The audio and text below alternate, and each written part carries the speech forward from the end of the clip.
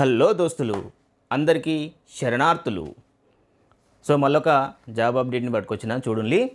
అందరూ జర కన్సిడర్ చేయండి, ఎక్కడ కూడా స్కిప్ చేయకుండా వీడియోను కంప్లీట్గా మొత్తంగా చూడండి. ఇక్కడ మీకు స్క్రీన్ పైన చూడండి, టీవీలో మానిటర్ మీద సింగరేణి జాబ్స్. ఈ జాబ్స్కు జీతము 70,000 రూపాయలు పర్ మంత్, నెలకు బేసిక్ శాలరీనే ఉంటుంది అంటున్నారు. ఆ యొక్క జాబును బట్టి, ఆ యొక్క క్వాలిఫికేషన్ని బట్టి జాబ్ ఉంటుంది, జాబును బట్టి జీతం అనేది కూడా ఉంటుంది. ఎస్ఎస్సి, డిప్లొమా, బీటెక్ చేసిన వాళ్ళకు ఈ నోటిఫికేషన్ ద్వారా జాబ్స్ అనేవి పొందే అవకాశం కలుగుతుంది. మేలు ఫీమేలు ఎవరైనా కూడా ఆన్లైన్లోనే అప్లై చేయాలి. ఈ జాబ్స్ కొట్టాలంటే పెట్టి పుట్టాలి అని ఎందుకు పెట్టినా తెలుసా? ఇవి సింగరేణి జాబ్స్ అండి. సింగరేణిలో ఒక్కసారి జాబ్స్ కొడితే మొత్తం కూడా సెంట్రల్ గవర్నమెంట్ అలవెన్స్లు ఉంటాయి, సెంట్రల్ గవర్నమెంట్ బెనిఫిట్స్ ఉంటాయి. అండ్ దాంతోపాటు బిజినెస్ జరిగినప్పుడు ఈ కోల్ మైన్స్ కదా, కోల్ మైన్స్లో ఎవ్రీ ఇయర్ ఇన్కమ్ ఎంత వచ్చింది, ప్రాఫిట్ ఎంత వచ్చింది అనేది చూస్తారు. దాని ప్రకారం కూడా ప్రాఫిట్లలో కూడా మీకు షేరింగ్ చేసే అవకాశం అనేది ఈ సింగరేణి జాబ్స్లలో ఉంటుంది.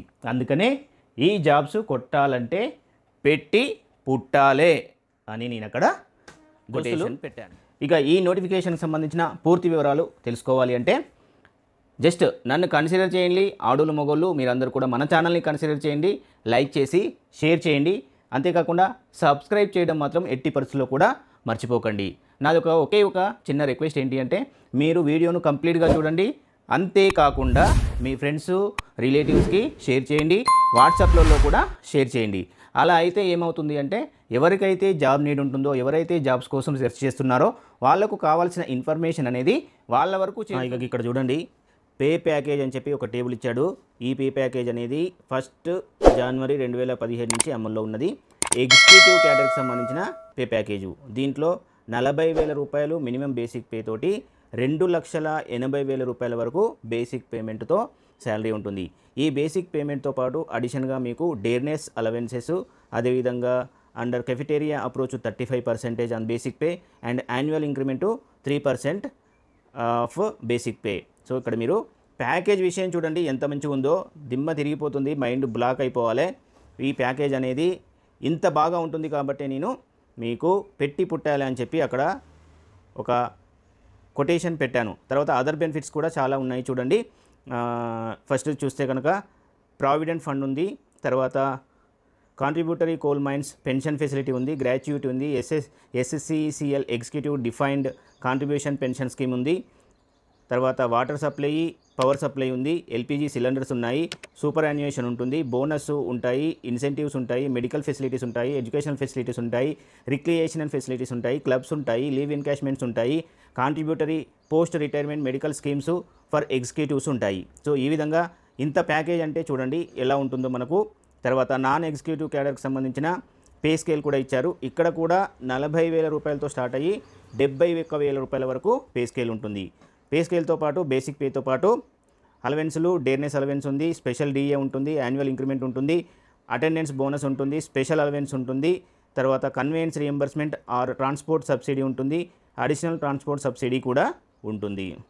నెక్స్ట్ ఈ బెనిఫిట్స్తో పాటు ఇంకా అదర్ బెనిఫిట్స్ చూస్తే ఎల్టీసీ ఉంటుంది అండ్ ఎల్ఎల్టీసీ ఉంటుంది, తర్వాత లీవ్ ఎన్కాష్మెంట్ ఉంటుంది, ఎల్పిజి సిలిండర్ ఉంటుంది, ప్రావిడెంట్ ఫండ్ ఉంటుంది, బోనస్, ఇన్సెంటివ్స్ ఉంటాయి, medical facilities, educational facilities, recreational facilities, club activities ఉంటాయి, రిటైర్మెంట్ సూపర్ యాన్యుయేషన్ బెనిఫిట్ ఉంటుంది, contributory post retirement medical scheme అనేది కూడా ఉంటుంది. ఈ జాబుల్ని ఎప్పుడెప్పుడు అప్లై చేయాలంటే ఎప్పటి నుంచి స్టార్ట్ అయింది అంటే 15 మే 2024 నుంచి అప్లికేషన్ ప్రాసెస్ స్టార్ట్ చేసిందంట. 29 జూన్ 2024 వరకు అప్లికేషన్స్ క్లోజ్ చేస్తారు. విండో బంద్ అయిపోతుంది. ఇంకా ఈలోపే మీరు ఆన్లైన్లో అప్లికేషన్ ఫీ కూడా ఉంటుందండి. 1000 రూపీస్ ఆల్ జనరల్ క్యాండిడేట్స్కి ఉంటుంది.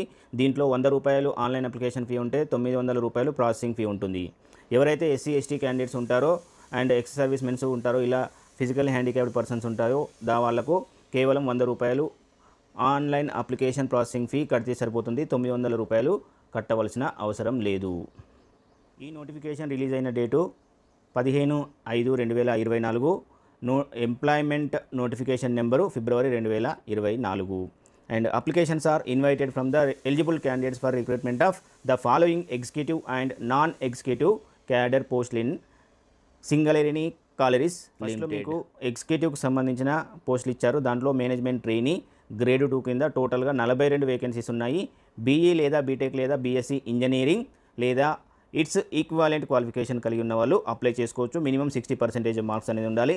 5% of marks relaxation is allowed for SC ST candidates. ఒకవేళ ఎస్సీ ఎస్టీ క్యాండిడేట్స్ అయితే 55% మార్క్స్ స్కోర్ చేసి ఉండాలి.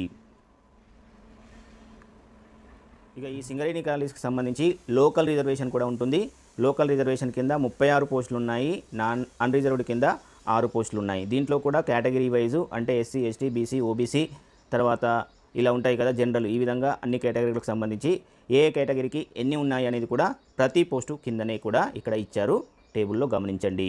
అండ్ ఏజ్ క్రైటీరియా చూసుకుంటే మినిమం 18 ఇయర్స్ ఉండాలి అండ్ మ్యాక్సిమం 30 ఇయర్స్ ఉండాలి. And age cut off date 15 మే 2024ను తీసుకోవాల్సి ఉంటుంది. And next position management trainee grade 2. దీంట్లో టోటల్గా 7 వేకెన్సీస్ లోకల్ వాళ్ళకే ఉన్నాయి. సేమ్ క్వాలిఫికేషన్ ఉండాలి. అదేవిధంగా ఎస్సీ ఎస్టీ వాళ్ళైతే 55%, జనరల్ క్యాండిడేట్స్ అయితే 60% మార్క్స్ స్కోర్ చేసి ఉండాలి. ఏజ్ క్రైటీరియా కూడా సేమ్ పైన చెప్పిన పొజిషన్కి ఏ విధంగా ఉందో అదే విధంగా ఉంటుంది. నాన్ ఎగ్జిక్యూటివ్ పోస్టులలో జూనియర్ మైనింగ్ ఇంజనీరు టోటల్ 100 పొజిషన్లు ఉన్నాయి. చూడండి ఇక్కడ అన్రిజర్వ్లో 5 ఉన్నాయి. లోకల్ వాళ్ళకు 95 పొజిషన్స్. ప్రతి వేకెన్సీకి కూడా ప్రతి పొజిషన్కి కూడా లోకల్ వాళ్ళకు మంచి వెయిటేజ్ ఇచ్చారు. మంచి వేకెన్సీస్, మంచి నెంబర్ ఆఫ్ వేకెన్సీస్ ఉన్నాయి. లోకల్ క్యాండిడేట్స్ ఎట్టి పరిస్థితుల్లో మిస్ చేసుకోకండి. తెలంగాణలో జాబ్ కొట్టి తెలంగాణ ప్లేస్లో తెలంగాణ గడ్డ మీద జీవిస్తే ఆ ప్రౌడే వేరుంటుంది, ఆ జిందగీనే వేరుంటుంది. ఒక్కసారి చూసుకోండి. ఇక జూనియర్ ఇంజనీర్ ట్రైనీకి డిప్లొమా ఇన్ మైనింగ్ ఇంజనీర్ అనేది కలిగి ఉండాలి. ఏఐసిటిఈ నుంచి అప్రూవ్డ్ కలిగిన సర్టిఫికేషన్ కలిగి ఉండాలి. Final year students of diploma in mining engineer also eligible. Final year చదువుతున్న వాళ్ళు కూడా అప్లై చేసుకోవచ్చు.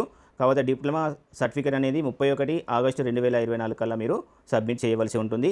దీనికి కూడా ఏజ్ క్రైటీరియా 18 సంవత్సరాల నుంచి 30 సంవత్సరాల లోపు ఉన్న వాళ్ళు అప్లై చేసుకునే అవకాశం. నెక్స్ట్ జాబ్ చూస్తే assistant foremen trainee total 9 vacancies ఉన్నాయి.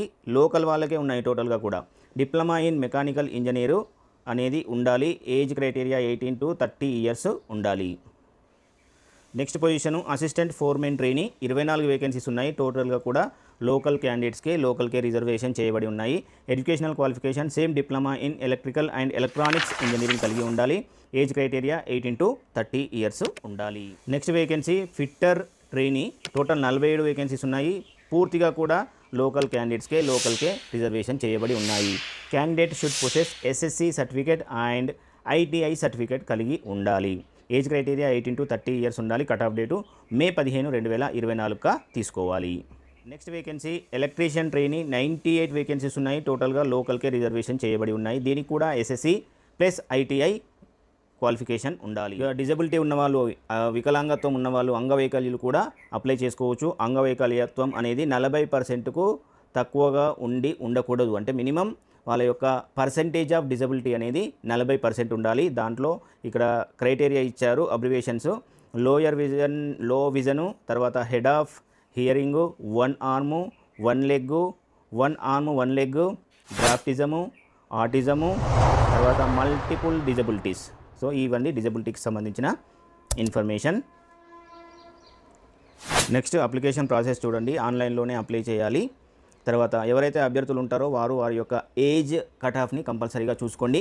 తర్వాత మీరు లోకల్ క్యాండిడేట్సా నాన్ లోకల్ క్యాండిడేట్సా అనేది కూడా ఖచ్చితంగా తెలుసుకోండి. 1st to 7th క్లాస్ మీరు తెలంగాణ ఇక్కడ చూడండి. To ascertain the local or non local status the candidate has to check the parameters, that is 1st class to 7th class study details mentioned in the notification and ensure whether he/she belong to the local or non-local.